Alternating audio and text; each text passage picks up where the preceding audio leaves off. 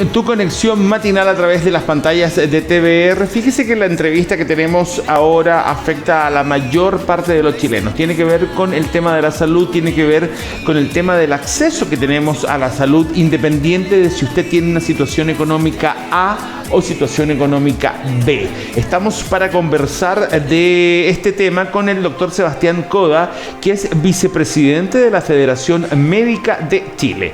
¿Cómo está, Sebastián? ¿Cómo le va? Muy bien, muchas gracias por la invitación. A ver, Sebastián, comencemos por lo primero, ¿qué es la Federación Médica de Chile? La Federación Médica de Chile es una agrupación que reúne a las asociaciones gremiales de médicos que trabajan y atienden a pacientes en la salud privada. Ya, perfecto. Actualmente representamos a cerca de 3.000 médicos en 5 clínicas de Santiago. Nacimos como idea hace varios años atrás, pero jurídicamente tenemos personalidad desde este año. Lo que busca de alguna forma esta federación es tener una voz de los médicos de la salud privada ante las autoridades y ante las eventuales problemas o situaciones que van ocurriendo y que nos van afectando, como por ejemplo la ley corta de ISAPRE. Perfecto. ¿Por qué les afecta? ¿Qué es lo que puede pasar con esta ley? ¿Qué es lo que ve? Pero le pediría, doctor, que fuéramos lo más simple posible para que nuestros televidentes lo entendieran, digamos, de manera bien simple. Sí. Es que la ley corta de ISAPRE lo que hace es generar la vía por la cual se debe cumplir el fallo de la Corte Suprema. ¿Ya? Y el fallo de la Corte Suprema establece que se cobraron, valores en exceso algunos pacientes, algunos usuarios, personas, porque no se utilizó una tabla única de factores, sino que se siguió utilizando la tabla antigua. ¿Ya? ¿Antes no existía una tabla de factores dada por FONASA o por el gobierno? Existía una tabla de factores, sí, pero esa tabla de factores se consideró inconstitucional por la Corte Suprema y por lo tanto pasaron a crear una tabla única, donde no había diferencia por género. Hoy en día la tabla que se utiliza es una tabla que sí diferencia por edad, pero no por género. Ya, ¿vale? Perfecto. Entonces, ¿qué es lo que ocurre? Que de acuerdo a este fallo se interpretó inicialmente que las ISAPRES, las aseguradoras, tenían que devolver 1.400 millones de dólares a los usuarios. Y este es un monto altísimo. Para que tengan una idea, más o menos, las utilidades de las ISAPRES en los últimos 10 años son aproximadamente 500 millones de dólares. Por lo tanto, si hay que devolver 1.400 millones, estaría fuera de lo que es la ganancia de los últimos 10 años. Exacto. Y es aproximadamente 3 veces el patrimonio que tienen actualmente las ISAPRES. Por lo tanto, es una cantidad que si se aplica se hace muy difícil de hacer. Ya, pero ¿y qué pasó con la plata que cobraron, que es esa cantidad? Lo que pasa es que no se guardó, digamos, por si salía un... Exactamente. Es que ahí está el concepto de la mutualización y es tan importante explicarlo, porque la mutualización aplica a todas las empresas que aseguran, las aseguradoras de auto, de salud, etcétera. Y tiene relación principalmente con distribuir el riesgo. Y en el caso de salud, el riesgo es el costo que implica pagar una cuenta cuando una persona se enferma. Si tú estás enfermo, por ejemplo, vas a la clínica, a una institución privada, y esa cuenta, ¿no es cierto?, se amortiza, se paga entre todos. Eso se llama la distribución del riesgo. ¿Quiénes son entre todos? La ISAPRE. Entre todas las personas que están afiliadas a esa ISAPRE. Claro, más el copago que uno tiene que hacer. Claro, los copagos, exacto. Ok, entonces, cuando usted dice que esta ley corta de ISAPRE es para ayudar a ver la forma en que las ISAPRES devuelven el dinero a los usuarios, en el fondo, lo que pasa es que la gente en su casa yo creo que no lo entiende tan así muchas veces. En el fondo, no es que se va a cambiar el fallo, no es que el gobierno va a intervenir el fallo de la Corte Suprema, sino que el gobierno está buscando la fórmula de no hacerlas quebrar, pero que devuelvan igual la plata. Claro. El tema es cómo interpretar el fallo. Porque han habido muchas interpretaciones. Inicialmente el superintendente estableció el monto en 1.400, posteriormente la ministra de Salud bajó a 150, no sé si ustedes recuerdan. Sí, claro. Después la comisión experta, que fue mandatada por la Comisión de Salud del Senado, dijo no, estos son 450. Y ahora el Estado, al eliminar la mutualización, dice, en realidad el Ejecutivo considera que la mutualización no es parte de esto y por lo tanto volvemos a 1.000 millones de dólares. Entonces, en la interpretación de este fallo, donde hay abogados, médicos y personas de las comunidades científicas, etcétera, de la academia, en la interpretación de este fallo está la viabilidad del sistema. ¿Y por qué es tan importante darle viabilidad al sistema? Porque, en definitiva, si las ISAPRES cierran sus operaciones, dejan de ofrecer el servicio para las cuales fueron creadas. Ya. Porque lo que les ingresa es menos que lo que ellos gastan, claro. Van a tener que cerrar sus operaciones. Ok. ¿Cuál es el mayor problema que enfrentan en este minuto la salud y el tema de las ISAPRES? Porque si bien es cierto, puede que usted me esté diciendo, porque es un cálculo bastante simple, ¿cierto? Gano 500, pero tengo que pagar 1.400, no me va a alcanzar. Sin embargo, ¿cómo se debería enfrentar desde el punto de vista de ustedes? ¿Qué debería hacer el gobierno, digamos, para poder hacer que un sistema avance y que avance entregando salud? Sí, que no quede un colapso, digamos, en el país. Es que ahí yo creo que hay que dividir este problema en dos grandes instancias. La primera instancia es lo que se paga retroactivo, es decir, esta deuda, eventual deuda, que se debe pagar a las personas que se les cobró de más. Ya. Pero déjame, volver un minuto sobre la mutualización, porque lo que estableció el gobierno es que se les debe devolver a las personas que se les cobró de más, pero no se les debe cobrar de más a los que se les cobró de menos. Y esa es la mutualización en definitiva. Por lo tanto, cuando se hace este enjuague, por decirlo de alguna forma, se llega a este monto de los 450 millones de dólares. ¿Ya? Perdón, ¿tu pregunta era? ¿Qué proponen ustedes? En el fondo, lo que para proponemos que no colapse el sistema. Sí. Primero es que se haga viable el pago de esta deuda, es decir, se tiene que cumplir el fallo y se tiene que pagar un monto razonable. El monto razonable no son los 1.400 millones. No. Son los 451 millones de dólares. Exacto. Que ese monto además emana de la comisión experta que mandata a la Comisión de Salud del Senado. Y ahí hay personas de todo el espectro político, de varias profesiones, abogados, médicos, personas ex superintendentes, personas que vienen del mundo científico. Y la otra parte de esto, y que es muy importante mencionarla, es cómo van a modificarse las aseguradoras privadas para que efectivamente tengan un piso económico que les pueda permitir seguir brindando las atenciones de salud, puedan seguir atendiendo a las personas y las clínicas, centros médicos, centros de diálisis puedan efectivamente existir y seguir recibiendo el dinero que le pagan las aseguradoras de estos pacientes. Y en eso se creó una segunda comisión experta que también emitió sus recomendaciones, y en eso está principalmente que exista un pago, ¿no es cierto?, un 7% parejo para todo, que se elimine lo que se denominan los excedentes. Por lo tanto, si tu plan de salud vale menos del 7% de tu sueldo, eso hay que llevarlo al 7% para aumentar los ingresos y así que sea más solidario. Y si al contrario, quiero estar en un plan de salud que vale más que mi 7%, no pagar más allá de eso. Claro, esa es una alternativa. Pero, ojo, ¿estaría pudiendo optar a una ISAPRE? Lo que pasa es que las ISAPRES, como nombre ISAPRE, probablemente vayan a tener que transicionar hacia nuevas instituciones privadas de seguridad social. Y esas podrán llamarse como se establezca en ese momento. Claro, claro. Pero desgraciadamente, desde el punto de vista político, las ISAPRE están muy mal evaluadas por la gente. Por lo tanto, independiente que hoy en día tengamos que salir del paso, sí tenemos que establecer medidas para que estas nuevas instituciones de salud previsional, que se van a llamar de otra forma, sí puedan tener ingresos que les permitan dar prestaciones y asegurar a los pacientes en donde ellos se quieran atender. Sebastián, pero esta fórmula que me la estás planteando en este minuto, esa es la parte que quiero entender. Una persona, no sé, que gana, qué sé yo, 500.000 pesos, su 7% son 35.000 pesos, y dice, quiero estar en ISAPRE, ¿puede llegar y hacerlo? O en la institución que sea en ese minuto. Como el otro, que, no sé, gana 2 millones de pesos, son 140 o 7%, y diga, no, yo quiero estar en FONASA. Digamos, ¿existiría esa libertad? Claro, sí. La libertad sobre dónde definir dónde yo invierto o dónde yo pongo mi 7% tiene que ver con la Constitución. Y hoy en día uno puede elegir libremente si tu 7% va a una institución pública o privada.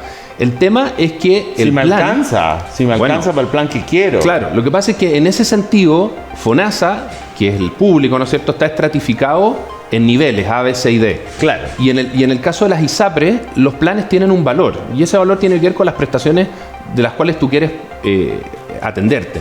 Si el 7% de tu sueldo son 35.000 pesos y encuentras efectivamente un plan de ISAPRE que cuesta eso al mes, bueno, puedes acceder a ese plan de ISAPRE sin ningún problema. Perfecto. Ahora, acláreme un poco, doctor, esto de la mutualización. ¿Qué es una mutualización exactamente? Dice, ¿cuál es la postura de la Federación Médica respecto a la mutualización?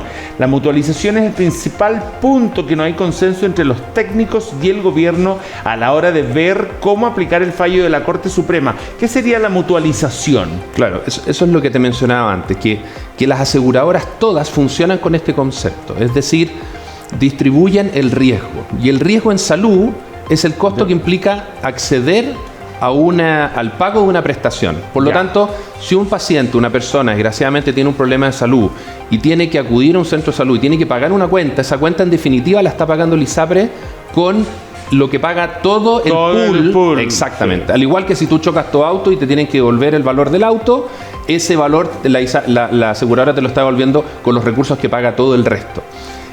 El problema es cómo se tarifica la mutualización. Y eso puede ser un elemento de discusión. La forma en que se tarifica en este caso es por riesgo y por lo tanto existe una tabla de factores. Pero se puede tarificar en forma plana y a cobrarle a todo el mundo lo mismo.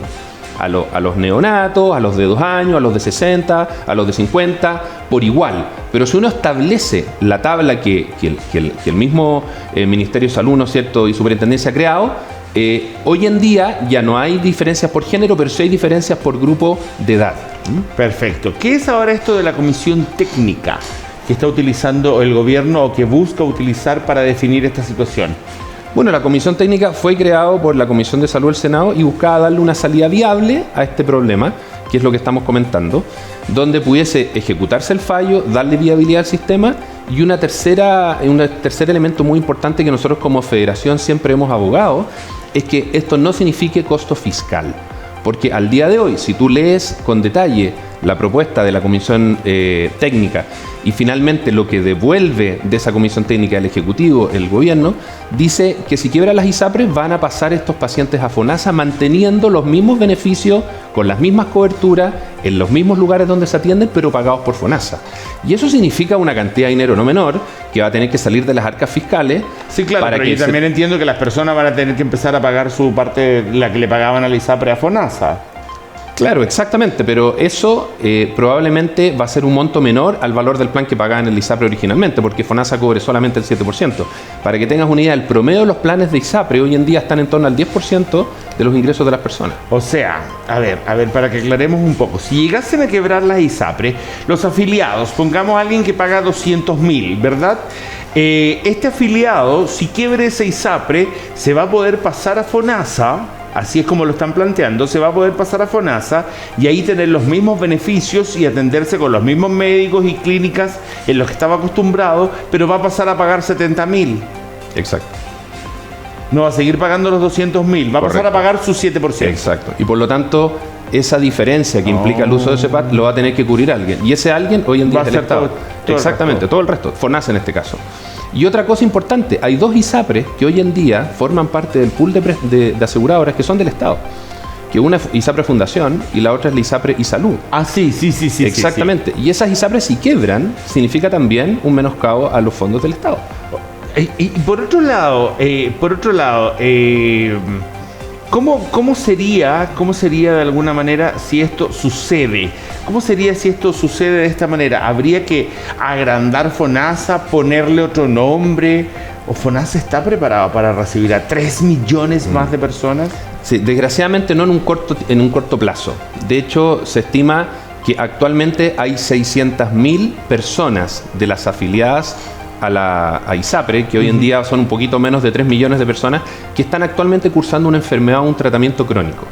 ¿Vale? 500.000 de los 600.000 de los 3 millones. Exactamente. Hay 600.000 personas que hoy en día acuden a sus clínicas, centros médicos, a realizarse una diálisis, una quimioterapia, un tratamiento postoperatorio, una kinesiología de alguna cirugía. Y esos pacientes, si quiebran las ISAPRE, desgraciadamente quedarían a la deriva. Ok, ahora, por otro lado, la mirada, doctor, que tiene respecto a... Mire, no sé si es exactamente que tenga que ver con su tema, pero de alguna manera estos 1.400 millones de dólares que se le está exigiendo sería como la multa, que por ejemplo ahora estamos con el tema de servicio de impuesto interno, que este factoring se le está pasando una multa de 3.500 millones de pesos, él pasó 140 por debajo, la COIME, etcétera, etcétera. Pero la gente comienza a exigir que sí se cumpla, porque si a usted le pasa una multa, impuestos internos o el servicio de salud o no sé qué, usted tiene que pagarla. y es una persona, y es un profesional, ¿por qué a una superempresa no? Lo que pasa es que no es una multa lo que se le está cobrando, ¿vale? Bueno, pero lo que se le esté cobrando... Lo que se les cobra es porque la interpretación del fallo de un grupo de personas define que se les cobró en exceso porque no se aplicó la tabla única de factores. Ya. ¿Vale?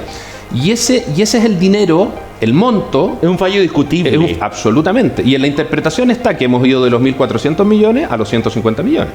Por lo tanto, cuando el Ejecutivo, que es el que emite, ¿no es cierto?, desde donde emana este proyecto de ley, esté de acuerdo con un monto que sea razonable para que el sistema funcione y siga funcionando y las personas no se queden sin salud, efectivamente se va a poder llevar a cabo esta transición. Si el Ejecutivo hubiese aceptado la propuesta de la Comisión de Salud del Senado, estaríamos hoy en día buscando alternativas para cómo seguir adelante, porque eso ya sería un tema resuelto. Pero eso todavía está entrampado y todavía no ocurre. Además se generan expectativas, porque cuando a ti te dicen que te van a devolver tantos millones de pesos, lo que tú buscas, y cuando incluso hay algunos diputados o senadores que generan una página web donde dice calcula tu deuda, calcula lo que te van a devolver, estamos generando o construyendo un castillo en el aire. Han llamado gente para acá, para decirme directamente dónde sé y cuándo me devuelven la plata. Exactamente, claro. Exactamente. Entonces, otra de las cosas catastróficas que puede ocurrir es que efectivamente las ISAPRES pueden quebrar, pueden caer, pero no van a poder pagar la deuda. Doctor, ¿qué pasaría si caen? ¿Qué pasaría con los prestadores privados de salud de Chile, con los médicos y con los pacientes? Cuando estamos hablando de prestadores, estamos hablando de la clínica, del doctor, del pabellón, exacto, de todas estas cosas. No estamos hablando exactamente del ISAPRE. Correcto. No, ¿Qué pasaría con todos los prestadores? Bueno, ahí también... con los pacientes. Sí, por supuesto. Lo más importante para nosotros son siempre los pacientes, pero hay que diferenciar que hay prestadores que están integrados a alguna aseguradora y prestadores que no, ¿ya? Los prestadores que están integrados a alguna aseguradora tendrán que buscar capital, ¿no es cierto?, para poder seguir funcionando y para que sus clínicas y centros médicos puedan seguir atendiendo y dando atención a las personas que están afiliadas a esa aseguradora. Es importante recalcar que los pacientes no deben pensar que porque estamos viviendo una crisis deben dejar de asistir al médico. Ah, claro. Porque también yo he tenido pacientes en mi consulta que me dicen, doctor, ¿sabe qué? Yo no sé si operarme o no, porque en definitiva, si esto cae, quizás la cuenta me llega a mí porque el ISAPRE no va a existir y voy a tener que pagar una cuenta que no tengo acceso económico para hacerlo. Entonces, se están retrasando además muchas consultas y tratamientos. La respuesta es que tienen que hacer uso del seguro mientras el seguro esté vigente. Y el problema no puede ser traspasado a los usuarios si la ISAPRE quiebra. Ahí se tiene que meter el gobierno sí o sí a resolverlo. Bueno, el gobierno es el que ha estado de alguna forma en contra de la propuesta de la Comisión de Salud del Senado. Por lo tanto, no está, y esta es una opinión personal y es una opinión que ha salido de los ex superintendentes, está poniendo en primer lugar una ideología que tiene que ver con que tengamos un seguro de salud universal y público para todos, por sobre la salud de estos 600.000 personas que hoy en día todos los días tienen que acudir a un centro privado. Me imagino yo su respuesta. ¿Están de acuerdo ustedes con un seguro de salud universal para todos y único? ¿Están de acuerdo? Estamos absolutamente de acuerdo, pero que tenga seguros de primera capa públicos y privados. Por lo tanto, donde varias organizaciones puedan entrar. Explíqueme eso, desmenúcemelo un poco, porque yo cuando le digo uno, es uno. Es un FONASA grande. Claro, lo que pasa es que esto es lo mismo que el GES, por ejemplo. El GES es único, ¿vale? Ya. Pero el GES que ofrece FONASA es distinto al GES que ofrece una ISAPRE A o es distinto al GES que ofrece una ISAPRE B, con prestadores distintos, en lugares distintos, incluso con costos distintos. El fallo GES, justamente el que salió hace poco, tiene relación con eso, que hubo ISAPRES que subieron mucho el plan GES versus otros que la subieron menos o que no la subieron. Por lo tanto... Que de paso fue otro golpe para la ISAPRES. Exactamente. Y yo creo que ese puede ser el golpe de gracia. O sea, el golpe de gracia que hace 2 o 3 días declararon inadmisible la solicitud de la superintendencia de prorrogar, ¿no es cierto?, esto.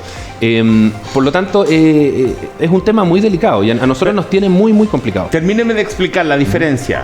¿Por qué me dice una capa 1, una capa 2? Porque la primera capa tiene que ver con el dinero que tú entregas para cubrir un seguro de base, que en este caso funciona en Chile ISAPRE y los planes que ofrece FONASA. Los seguros de segunda capa son los que denominamos seguros complementarios. Por ejemplo, seguros colectivos porque tú estás en una empresa trabajando o tú vas y directamente contratas un seguro complementario de salud. El tema es que si tenemos una primera capa que es solo pública, FONASA en este caso, el que va a controlar el precio de eso va a ser el Estado. Para que tengas una idea, FONASA este año reajustó los aranceles en la mitad de lo que subió el IPC en los últimos 12 meses. Por lo tanto, si nosotros vamos a estar generando prestaciones por valores que no se reajustan todos los años a la realidad de la vida, del costo de la vida, por lo tanto, tanto los prestadores institucionales, las clínicas, centros médicos, como los médicos, kinesiólogos, dentistas, van a querer matronas, no prestar más, por supuesto, a FONASA. Claro, nadie está obligado a perder plata todos los años. Ese es el problema. ¿Se ha planteado esto al gobierno mismo? Absolutamente. Al Ministerio de Salud, digamos en este caso. ¿Sí? Bueno, ¿cuál es la respuesta? La respuesta es la aplicación de la ley corta. Y por eso es que este proyecto ha ido y ha venido desde la superintendencia al Ejecutivo, el Ejecutivo a la Comisión de Salud del Senado, y hoy en día el gobierno hizo las indicaciones, pero la Comisión de Salud del Senado todavía está evaluando eso. ¿Cómo evaluaría esto de crear un FONASA, como dice, universal, pero con un seguro complementario de salud? ¿Saldría más barato para el usuario y tendría un gran nivel de atención, de calidad? En el papel podría ser, pero en la práctica incluso el presidente de las aseguradoras privadas, ¿no es cierto?, de seguros complementarios, estableció que bajo las condiciones que existían era muy difícil, porque ellos estaban hablando de que el seguro complementario en esta modalidad de cobertura adicional que pretende tener esta alternativa va más o menos de 35.000 pesos por persona. Entonces estamos hablando de un grupo familiar con 4 personas. Solamente en la cobertura complementaria se estarían gastando 140.000 pesos. Y eso sin incluir el seguro de primera capa, que ya te va a sacar el 7% de tu sueldo. Por lo tanto, se hace un monto poco factible en el día de hoy, sobre todo con cómo se ve la situación económica del país. ¿Cuál sería entonces finalmente la solución que ustedes proponen? Bueno, la solución primero es pagar la deuda, cumplir el fallo, que es lo que se está haciendo, encontrar el monto que se ocurra. Pero el fallo, la deuda por 451 millones de dólares, correcto, no por 1.400. No, por 1.400 ni por 150, ya. O sea, mientras menor sea, indudablemente le da más viabilidad. Porque además esta deuda hay que pagarla en 10 años, pero a su vez durante estos 10 años las empresas no pueden retirar utilidades. Doctor, pero a ustedes, ¿qué les importa si las ISAPRES quiebran o no? Eso es la pregunta en el fondo. ¿Por qué ustedes defenderían que se pagara un poco menos? Porque en la medida en que el monto que haya que devolverle a los afiliados permite la sostenibilidad del sistema, los pacientes van a poder seguir atendiéndose en los centros de salud y van a poder seguir estas 600.000 personas acudiendo a las diálisis, haciéndose la cirugía, las quimioterapias. Si es que el monto es muy alto y efectivamente las ISAPRES va a reventar todo y van a cerrar la puerta por fuera, y ese es el problema, y las personas van a quedar, los pacientes desgraciadamente van a quedar a la deriva. Doctor, y finalmente lo interrumpí con esa pregunta, ¿cuál es la propuesta que ustedes tienen? La propuesta es que se generen instituciones privadas de seguridad social, es decir, aseguradoras privadas o públicas donde los pacientes puedan pagar el 7% de su sueldo y que funcionen bajo lógicas de seguridad social, es decir, no tengan barreras de entrada, como por ejemplo el grupo etario o el género, no tenga cautividad. Es decir, hoy en día un paciente que está en un ISAPRE y tiene preexistencia queda cautivo, no se puede movilizar a otras instituciones. Tienen que haber fondos de compensación de riesgo, justamente porque si van a haber muchas empresas que van a ofrecer este sistema, si es que en algunas empresas incurrieron en mayor gasto porque su cartera fue más riesgosa, bueno, tendrá que irse ese fondo de compensación de riesgo a esas empresas. Nosotros pensamos que la salud puede seguir funcionando bien como lo está haciendo hasta hoy, pero no puede seguir bajo la lógica que tenían las ISAPRES actualmente. Tienen que modificarse la forma en que trabajan. ¿Cree que va a cambiar? Porque la ley corta de ISAPRE tampoco va a tocar ese tema con exactitud. No, la ley corta no toca ese tema, sino que lo hace la nueva propuesta. Ok, ¿y la nueva propuesta usted cree que va a tener asidero en el Congreso? Sí, yo creo que la nueva propuesta tiene asidero en el Congreso, pero primero tienen que sobrevivir las ISAPRES en el corto plazo para que nos permitan tener una transición que sea pausada y que permita que todas estas personas pasen a este nuevo sistema sin generar muertes. Ok, si todo saliera correctamente, los pasos serían que no se le cobraran los 1.400 millones de dólares a las ISAPRES, sino solamente 451, ¿verdad? De una manera, me imagino que pausada, parcelada, etcétera, etcétera, para no reventarlas. Lo segundo sería que el gobierno presentara el plan que ustedes están proponiendo de alguna manera, o que lo incluyeran en el plan que ellos tienen para que el Congreso lo aprobara. Correcto. ¿Cierto? ¿Cree que todo eso va a pasar? Siendo un poco optimista, doctor, porque en el fondo, los casi 2 años que lleva este gobierno, han habido varias propuestas y no se ha concretado. No se ha concretado, ha sido súper difícil el tema de gobernar para el presidente Boric. Y esta situación que también ha estado en la palestra desde que él asumió, ¿por qué sí habría de avanzar? Yo creo que hay un costo político muy importante. Si no se llega a acuerdo, en Chile van a morir miles de personas, porque van a perder su cobertura de salud en las instituciones donde la están teniendo. Y el sistema público, desgraciadamente, no está capacitado para absorber todas esas personas que hoy en día acuden a los centros de salud privada. Por lo tanto, y esto no es algo voluntarista, pero yo estoy seguro que va a primar la cordura, va a primar la coherencia entre los políticos, se van a poner de acuerdo y efectivamente van a dar una solución viable para que el sistema sobreviva en el corto plazo e, insisto, permita una transición pausada, coherente y coordinada hacia nuevas instituciones que van a prestar este aseguramiento privado en salud. ¿Le parece que en Chile en el último tiempo estamos con transiciones así, con cordura, con pausa y con todo? Siempre están agarrados de una manera la posición con el oficialismo, que uno dice, oye, no vamos a avanzar en nada si seguimos en estos combos van, combos vienen. ¿Por qué aquí habría de pasar? ¿Ustedes están interviniendo de alguna manera al gobierno en este aspecto? ¿Están aconsejando, se están acercando al tema? Bueno, por supuesto, como Federación Médica hemos trabajado de partida de la mano del Colegio Médico, ¿ya? Que es el gran representante de los médicos en Chile. Y hemos tenido conversaciones con la Comisión de Salud del Senado, hemos participado en reuniones con FONASA, con este mismo comité experto, y hemos propuesto que es fundamental que los pacientes no pierdan la salud. Porque en definitiva, insisto, el costo político de que mueran chilenos porque dejaron de recibir una atención es muy grande. Ahora, solo para hacer el punto, si están de acuerdo, porque tú me hablaste de que hoy en día la cosa está muy polarizada. Sí. Pero si tú te fijas quiénes conforman este comité experto, te vas a dar cuenta que es un comité experto de todos los colores políticos, de todas las tendencias, y llegaron a una decisión unánime. Ya, perfecto. Por lo tanto, lo que emana de esa comisión experta es unánime de todos los sectores. Lo que pasa es que del gobierno no quieren tomar todas las consideraciones de esa propuesta. ¿Por qué cree usted? Porque hay una cosa política. Esto es político, esto tiene que ver con la ideología. Política porque son de todos los sectores. Claro, pero la ideología del Ejecutivo es diferente a lo que está proponiendo. Es diferente a lo que propone el comité experto y por lo tanto quiere hacer prevalecer su ideología por sobre el bienestar de la salud de esos al menos 600.000 chilenos que todos los días van a atenderse. ¿Qué pasaría si estas ISAPRES quiebran o algunas quiebran?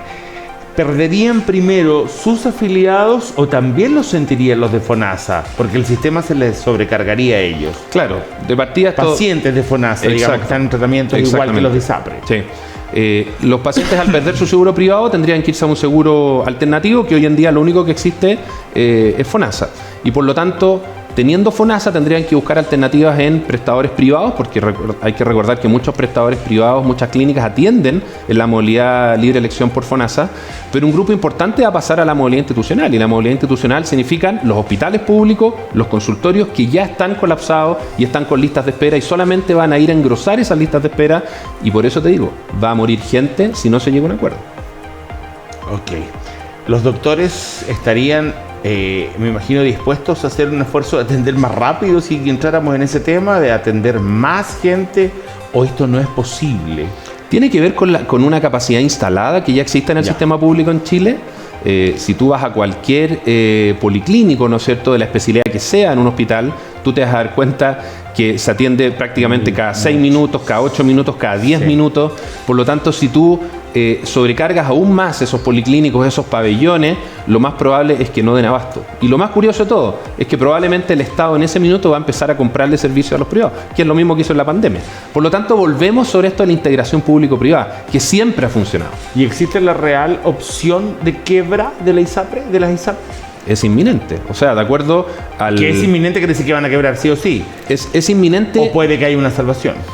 Lo que pasa es que ahí nos pasamos un poco al fallo GES, de la prima GES. Y yo te diría que esta como es una noticia en desarrollo, va a pegar más fuerte este último golpe de gracia, que es el fallo GES, que lo de la tabla de factores. Porque lo de la tabla de factores está en el Senado, pero el fallo GES hay que cumplirlo.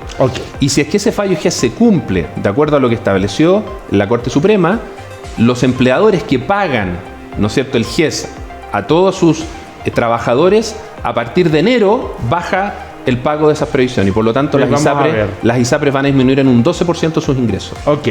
Doctor, gracias por haber estado con nosotros. Tenemos que irnos a un corte. Lo vamos a volver a llamar, lo vamos a volver a llamar porque esta entrevista estuvo bastante aclaratoria para todos nuestros televidentes y para ver cómo se va desarrollando este tema y qué pasos se van tomando. Te agradezco muchísimo la entrevista. Que esté muy bien usted. Vamos a un corte y regresamos. No se vaya.